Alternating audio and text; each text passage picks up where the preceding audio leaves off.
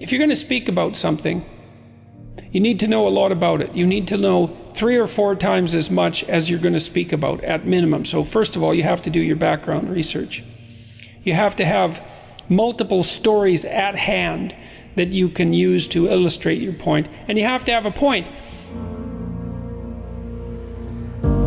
You have to organize what you're talking about around a problem. So before I go on stage to speak on my tour, I always sit for half an hour, some of which involves usually about 5 minutes of anxiety. And I think, okay, there's a problem I'm trying to address tonight, a central problem or a theme. What is it? It might be courage, it might be responsibility, it might be meaning. I think, and that serves as an organizing principle. So that would be the point. And then basically I organize, say, a dozen stories around that, and I can kind of arrange them in it as a journey. And it's a journey that circles the main point. And so I'm trying to explore it, to say what I think about courage, let's say, but to take what I'm thinking farther than I've taken it already. And so then I can plot out, little 5-minute stories that I have that are associated with courage. And then I can talk to the audience. And I would say, talk about what you know. Use your personal experience, because that's something that you're actually a master of. You can bring in other material, but it has to be tied to the real world through your own experience. Otherwise, it's not real. It's also very good to speak directly to the audience, to the individuals in the audience, because I'm always looking at a single person, one after another, and focusing on them and talking to them just like you'd have a conversation with someone. And that way I can see if they're following along. And I'm always listening to the audience. What I really like to hear from the audience is no noise at all, silence. Because if the audience, especially, if it's a couple of hundred or a couple of thousand people, if the audience is dead silent, then I know that I'm on the right track. And so, and the other thing I would say is, you're telling stories, so every fact that you relate, or every set of facts, has to be tied to a story. There has to be a meaningful output, which is something like, why is it important to your life that you know this fact? How is it related to how you're going to conduct yourself moving forward, or how you're going to see the world? So, because that's kind of the essence of meaning. How does this fact change the way you perceive the world or act in the world? That's the meaning of the fact. And facts without meaning are dull. So you need to know that. You need to tell the truth. That's for sure. And I mean, for me, my talks are they're an attempt to explore a set of ideas in the most truthful way that I can manage. And that's also an adventure, because letting yourself speak freely about a topic, you don't always know where it's going to go. And so, but that also hooks in the audience, because they're along for the ride, right? And there's a risk. The risk is you might forget where you are, you might lose the thread, you might say something you regret, you might get confused. And the talk should be a process of exploration, like a journey that you're taking the audience along on. It's the same when you're reading a novel. Like, a great novel isn't exactly plotted out from beginning to end to begin with.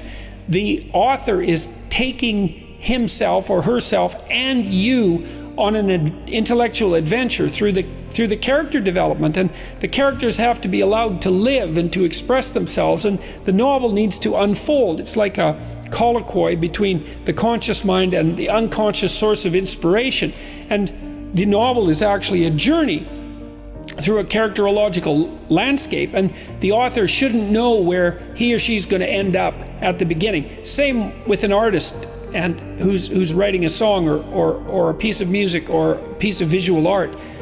There has to be play and exploration along the way. And so you also don't want to deliver an over-prepared talk, in my estimation, or at least that's not how I do it. You want to have a theme, you want to have a body of knowledge from which you can draw on, and then you want to be actively exploring the idea in front of the audience. And that's very gripping for everyone, including you. For example, let's say there's something going on at your workplace, and you need to object to it because it's driving you crazy. And you talk it over with your wife so that you've got your head screwed on straight. You say, oh, I've got to say something. And you go there and you say something, and you're stumbling and awkward and all of that. But you watch the response, And maybe you get what you're aiming at, maybe you don't, but you've learned a bunch. You've learned, well, I'm not as coherent as I could be. I'm not as good at putting my arguments together. My boss is more of a son of a bitch than he thought he was. This is a worse problem than I knew about. It's like differentiated. So now the landscape is higher resolution, and so are you. Well, so good. So maybe you're a little bit better prepared the next time you have to do that. And so the issue here, to some degree, is don't lose an opportunity to grapple with something that objects to you, especially when the objection is rather small, because that's something you say, well, I can put up with it. It's like, fair enough, like you don't want to make everything into a war. I usually use a rule of 3. If we're interacting and you do something that I find disruptive, I'll note it. It's like potential dragon, gone, and I leave it be. And then if you do it again, I think, oh yeah, that probably wasn't merely situation, but I'll leave it be because that's still not enough evidence. But if you do it a third time, then I'll say, hey, I just noticed this. And you'll say, no, that didn't happen. And I'll say, yeah, not only did it happen, but it happened here and it happened here, and I'm not making this up. So there's something going on here, like I'm not ignoring it, and we can get to the bottom of it. And then they'll come up with a bunch of objections about why that isn't necessary, and you push those aside, and they'll come up with a few more objections, and they'll push those aside, and then usually they'll get mad or burst into tears, and if you push that aside, then you get to have a conversation. Right, and then you can solve the problem. But man, you gotta be a monster, because first of all, you need 6 arguments about why their objections aren't gonna stop you. And then you have to not be intimidated by the anger, and you have to not be swamped by compassion about the tears. And then you can have a conversation. And people don't do that. They won't do that. And so they don't solve the problems. And so then the problems accrue, right? And if they accrue over 15 years of a relationship, then they end up fat, ugly, and in divorce court. So, and that's not a great outcome. Divorce court and cancer are similar in their seriousness. Not always, but sufficiently often. So when that error emerges, it's a glimmering. Now, we talked a lot about the hierarchical structure of goals, And so here's something to think about. So the thing that announces itself as error has a twofold nature. That's because it's chaos and order at the same time. Or it's because it's all the archetypal structures at the same time. It's the dragon of chaos, it's the great mother, positive and negative, it's the great father, positive and negative, it's the individual, hero and adversary. All of that manifests itself in the moment of error, right? The archetypes come forward. Did you make an error because you're a bad person?